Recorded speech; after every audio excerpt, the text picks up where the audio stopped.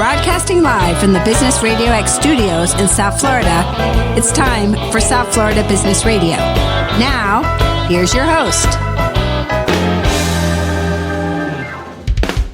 Lee Cantor here, another episode of South Florida Business Radio, and this is going to be a good one. But before we get started, it's important to recognize our sponsor, Diaz Trade Law, your customs expert. Today on South Florida Business Radio, we have Cheryl Dodge with Time4Learning. Welcome, Cheryl. Hi there. Thank you. I am so excited to learn what you're up to. Tell us a little bit about Time4Learning. How are you serving folks? Sure. So Time4Learning is an organization that started in South Florida, actually almost 20 years ago. And we are a home education organization, which means we offer software and services to families who are educating their children at home. So predominantly that means families who are homeschooling their children, and this is pre-K to 12 in all 50 states as well as internationally. So what was the genesis of the idea? How did this get started?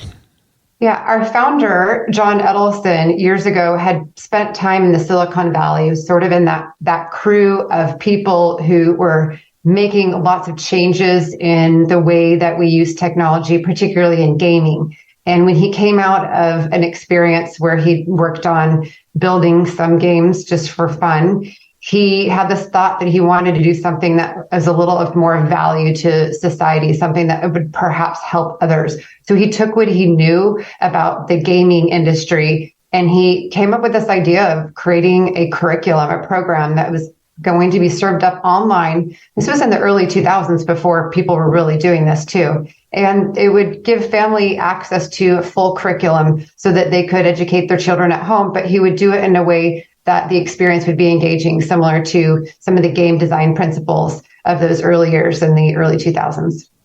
And then that started locally and then just grew from there?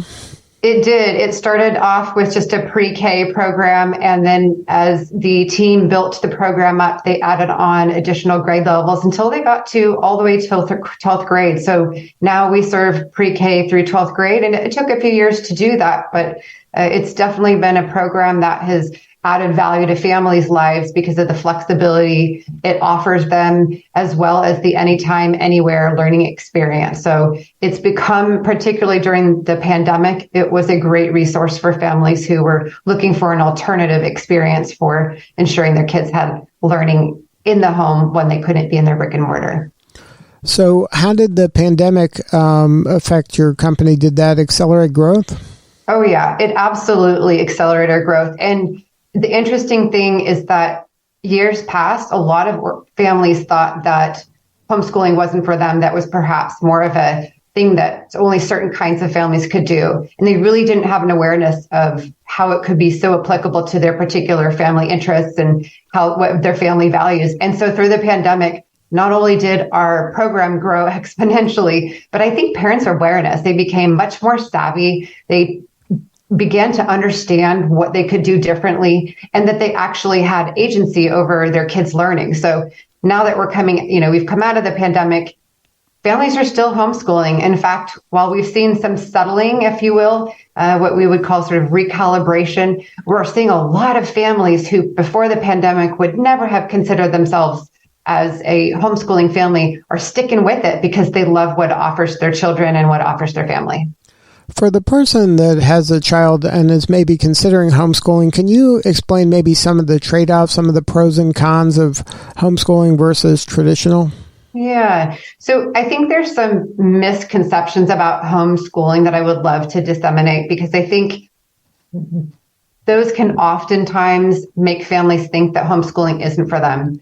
So sort of on the face value, of course, homeschooling means you're at home. You're not in a brick and mortar setting. And so the first challenge that parents are very curious about and concerned about is socialization. The one thing that we always talk about with homeschooling is because it can be anytime, anywhere, socialization is happening all the time. So through homeschooling groups, through homeschooling pods and meetups, sports, arts, other types of activities, neighborhood friends. So the homeschooling families we serve, they really don't complain about socialization being a problem. And in fact, they find richer relationships because they create space and time for their children to have really rewarding connections. I think the biggest difference between traditional brick and mortar and homeschooling is in a traditional school, you have a classroom teacher or a set of teachers, depending on your student's grade level.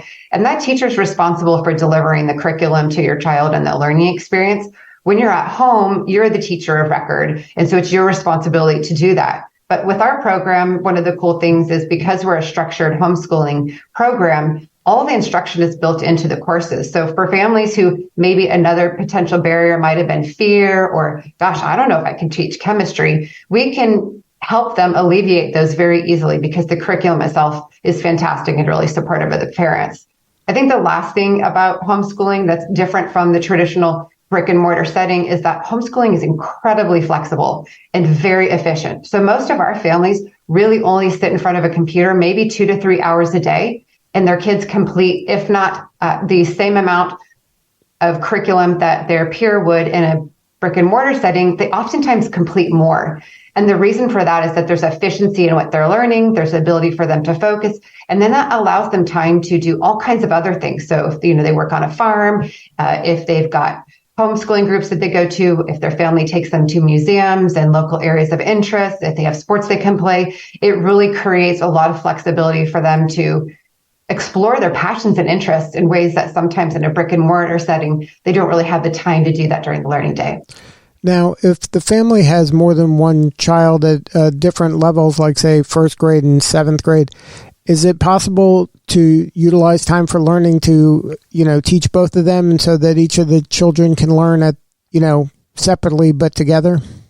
Absolutely. We have different models that we suggest to families. The first one is if your family is capable of doing it and able, you get them each their own individual laptop so that they could be working at the same time. If that's not possible, if the family's finances don't allow for that, you just stagger who's on the laptop at which time. And when one student is doing their time for learning curriculum, another student could be doing their 20 minutes of reading. They could be working on an offline project. They could be doing chores around the house. They could be working on a passion or an interest activity. And so because the homeschooling structure is so flexible, it's really not a problem for families. And the curriculum we offer is graded curriculum, grade level curriculum. And so families have no problem if they have multiple children having all of their kids use the curriculum. Each kid gets their own access to their grade level content. And so parents, it's very easy for them to track what their kids are doing, no matter what grade level they're in and how many children they have. And then the experience would be accredited, so they would be getting the same types of credit they would be if they went to a traditional brick and mortar school? That is a great question. So homeschooling is not an accredited school. So when a parent takes on homeschooling, they become the teacher of record. It is legal in all 50 states to homeschool, but that's different than an accredited school. An accredited school is where and it can be a virtual school, it could be a brick and mortar where kids go face to face, it could be a hybrid situation.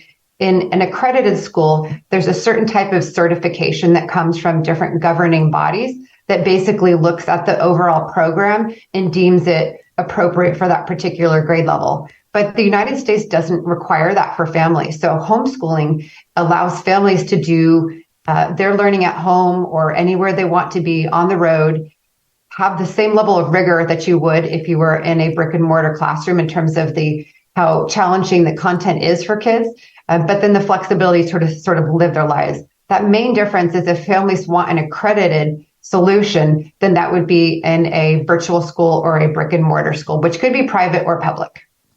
So if they're part of Time for Learning, at some point do they have to take a test, or how do they get, a high school degree, and how do they get into colleges and, all that Great stuff? Questions. So there's a few different pieces to this. So every curriculum has curriculum-based assessments, which basically we remember those as, those quizzes and tests you have to take. And there's different ways because the program is sort of a interactive, dynamic program. There's different ways that we assess kids where it feels fun and exciting to them. And I would have to say that doesn't even feel like an assessment maybe that we remember back when we were in school. So that's one way we know how kids are doing. And that information goes to parents in the form of reports. So parents can look and see how their child's doing. They can have kids repeat lessons or chapters within the courses that they're taking. It's really up to the parent. In terms of graduating, every state has different requirements. So it's up to the parents to make sure that the courses that they're using from Time4Learning align to what the graduation requirements are in their state. And then the parent keeps a student portfolio, and they are required by each state to show some level of evidence of learning. And when they do that, then the state basically says, okay, mom or dad, whoever's been the primary parent and the teacher of record, show us what your child has completed. And so we just offer some templates for families to use. And so the parent's actually responsible for recording all of their courses, both the courses that they use within Time4Learning and anything they've done offline, for example. So maybe they've taken a music class somewhere else or a dance class in a studio. Those can all count towards their graduation requirements. And then those transcripts are used to be sent to colleges of interest that children are looking to apply to, and as well as to file with their respective school district or their state for making sure that they're complying with any state regulations. It's pretty easy for parents in most states. There are a few states that are a little more challenging in terms of the documentation, but it's also very well received by colleges these days. So kids who go through homeschooling and then decide to go on to college generally do very, very well in college scenarios. So you have children that have gone through the whole K through 12, maybe not all of one person, the whole 12, 13 years, but you've had people graduate and get into college and, live successful lives. Absolutely. In fact, we have some of the students who used to be Time4Learning students actually work for us now. Some of them have gone straight to career. Some have gone to college. For the last few years, we've offered a graduation celebration. So we have an opportunity to celebrate all of the kids' accomplishments. So we do a graduation celebration for our high school students, our middle school, our kids who are moving up into the middle school, and then our kindergartners. So it's a great opportunity for parents to celebrate those developmental milestones. But those high schoolers absolutely go off and do amazing things in college and career. And pretty much there's no limitation on them. It's really what they've done at home in terms of their interests and passions that help them decide what their options are moving beyond that. Now, is there a Time4Learning community amongst the people who are on the platform in each locality so they can get together and maybe go to that museum together or do things like that? Yeah. So we do have Facebook families group of over 50,000 members, and that is a families group where families seek out other families in their locale. So someone might say, hey, I live in New Jersey. Does anyone else live here? Are you interested in doing some kind of meetup? So they have an opportunity to interact that way. They also use that space for doing activities together or finding connections. So the location is not a barrier to their community that they create amongst each other. And oftentimes, because it is online, they're able to make connections with families in other states that they otherwise may not have had access to, were they just looking for local families. So they use it for both. They use it for creating local meetups as well as creating online meetups for children, whether it be from an activity they want to do for fun or just help they might need on a particular subject or extracurricular types of activities they want to engage in. Now, is the curriculum secular or is there a religious component to it? The curriculum is secular. The families who use our program are both secular and faith-based families, and they modify it based on their family values and their family needs. But yes, it's a secular program. So it's based on standards, so state standards. It's aligned to the top standards across the country. And so they're very much in alignment with any particular state. In fact, one of the questions you had asked before about, how do students do a testing? There's a lot of states require kids to take their state test at the end of the year. So homeschooling kids generally do quite well, if not better than their peers in the brick and mortar setting. So if you looked in your crystal ball, what do you see for the future of ed tech and companies like Time4Learning? Well, I would be remiss if I didn't talk about AI, but I'd actually love to talk a little bit about the future of the student first, and then I'll wrap it up with AI. It's interesting because I think we really have to think about how kids are different today from how they've been in years past. So I'll tell you a quick little story. It's really cute. Years ago, I was helping my son's classmates. They were volunteering at a field day event. And the kids' responsibility was to provide these little envelopes to their classmates so their classmates could get their tickets to go and do these field day activities. And I was watching the kids as a student would come up and give their last name, try to find the envelope with the child's last name in it. And it occurred to me as I was watching them that, for example, a kid would come up with the last name Moreno. And the kids who were volunteering would go and start with the A, and they worked their way through the envelopes till they got to the M. And they did this over and over. It didn't matter what the letter was. They always started from the A. And I realized, wow, that generation, those are our Zoomers, right? Our Gen Z kids are different. They are not linear thinkers, right? They've been raised with, using search terms and looking for patterns and relationships to find things on the internet. And that generation is definitely a different kind of kid. And then you look beyond them, you look at the generation Alpha, the next generation after them. Those kids are even more different because all they know is working in immersive virtual worlds like Roblox and Fortnite and Minecraft. So they've been using those types of programs as their primary medium for exploration and online socialization and creation and gameplay. So when I think about the kids of today, I think about how we've shifted from this like really linear thinking model to that more network-based model of our Generation Z kids and to this new one. I would call it more like a canvas, whereas no beginning and end. Why this matters is that in EdTech, we're seeing a lot of innovation happening. And because of AI, we're going to see it happen pretty rapidly. I think what's going to happen is that we're going to move to a place where learning becomes really dynamic. It's going to be based in these immersive worlds, and that no two learning experiences will be the same. So we don't know how fast this will go, but I definitely think that with the onset of AI and all the tools that are available to us now, it'll be in short order that we'll be creating really different personalized learning experiences for kids that we can't even possibly imagine today. Now, I'm glad you mentioned AI because a lot of people have expressed a fear of AI, especially in terms of education when it comes to writing essays for right. An assignment or something along those lines.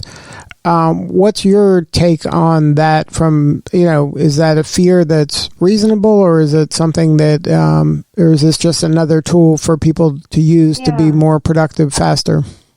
I think there's always a fear when a new tool comes out about how kids are going to apply it. Back in the day, it was with the calculator, and then it was the, word processors, and then computers. So every generation that has new technology always comes about it with a place and a concern of, gosh, is this thing going to be okay for us? Is this going to be something that our students can use in a productive and safe way? I think AI, there's a lot of components to it that we have to be really thoughtful of in terms of the safety and security of kids. But I think as a productivity and a creativity tool, I think sky's the limit, and it's a wonderful opportunity. I really think it's up to us as educators to really think about how we can apply it in ways that, going back to what I said about kids, that really match where they are and what kind of thinkers they are today. So that sort of canvas idea, how can we use AI to be more supportive of them and use it as a tool and not be afraid of how it's just changing the way kids learn and how we need to teach. Right. Like you said, like when calculators came out, people were like, oh, they'll never be able to add, or, right. The internet came out and it's like, oh, you can't use Wikipedia as a resource. Like whatever the new technology is, they thought that was the checkmate, and it's always eventually just turns into a tool. Absolutely. And one, hopefully, that I think that we can all be proud of, because it will allow us to think about learning even differently than we can consider today. And as a proponent and a very passionate person about the learning experience for kids, I think we just have a wonderful opportunity in front of us. Whether you're homeschooling, if you're in a traditional brick and mortar, there's so many opportunities to apply AI that will really make learning dynamic for kids. It's pretty exciting. So what do you need more of? How can we help you? What do we need more of? I think what we need more of is the school choice, and that we are providing access for kids to the types of learning environments and learning tools and curriculum and content that best meets their needs. So I just think from a community standpoint, it's great when we can be supportive of the programs and opportunities that are out there that support families and making decisions about how they want to educate their children. So if there's a parent out there listening, what are some of the maybe symptoms that are happening in their child's life that might be a clue that, hey, maybe we should check out Time for Learning? What are some signals that maybe that what Time for Learning has is a better fit than what they have today? Yeah.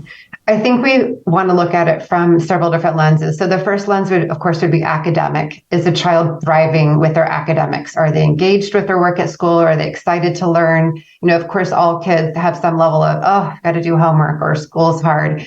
But if you're really seeing your child's grades drop, if you're seeing them not engaging with the learning experience, that might be one indicator that the learning in the environment they're in isn't working for them.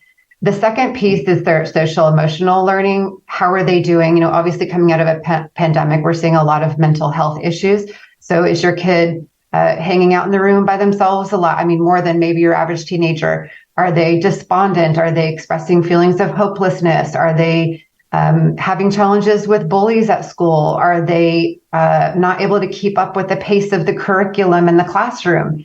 There's so many reasons why parents might think about using a homeschool curriculum and moving to Time for Learning. But I think it's really about, what do you want your child's learning experience to be like? And the wonderful thing that we can offer is that the parent gets to shape that. So our curriculum really provides that flexibility and support for parents, that parents are successful and that the learning experience can be completely tailored to the specific areas of need and interest of each kid. So my recommendation would be for families to do a little research on Time for Learning, come to our website, look up other programs out there, look up what the requirements are in their state for homeschooling laws, and start asking around. And certainly you can call us. We have a wonderful support team that literally coaches parents every single day. People call in and ask, what is the difference between accredited and not accredited, or how do I know if this is right for me? And we have a lot of homeschooling parents who work for our organization. So they are truly experts and give great advice to families in helping them make those decisions. Now, is this a decision that you have to kind of be all in, or can you dip your toe in the water? Is there a way to test this in a smaller scale, or do you have to, have your kid leave school? Sure. So families can try it over the summer if they want to. You can be 100% fully enrolled in your brick and mortar classroom and still be using Time for Learning, because Time for Learning is the curriculum that families use because we're not that school for kids. There's absolutely no barriers for parents using it right now. In fact, we actually have some families who use what we call a double dose, which is they go to their brick and mortar classroom, and then in the afternoons, they use Time for Learning to shore up some of their learning gaps or some of their learning challenges. And they might just choose maybe two of the subjects, maybe the language arts and the math courses, to help support what's happening in the brick and mortar. So that's a great way to test to see if it's good for your kid. Doing it over the summer as a sort of supplemental is another wonderful way. And parents can always come in and out of their brick and mortar classroom. They really do have to check, though, with their school district and what their state requirements are, because if they do decide to come to Time for Learning and that parent becomes that teacher of record, the parent is responsible for making sure that they're adhering to certain regulations within their state and their school district. So if somebody wants to learn more, have a more substantive conversation with you or somebody on the team, what's the website? We are at timeforlearning.com, and the 4 is the number. So super easy to find us. You can go just navigate to our support. You can chat with us. You can call us. You can email. We're happy to take your call or your chat or your email and help you out. Well, Cheryl, thank you so much for sharing your story today. You're doing such important work, and we appreciate you. Thank you. Thank you so much, Lee, for having me. It's been a pleasure speaking with you. All right, this is Lee Cantor. We'll see you all next time on South Florida Business Radio.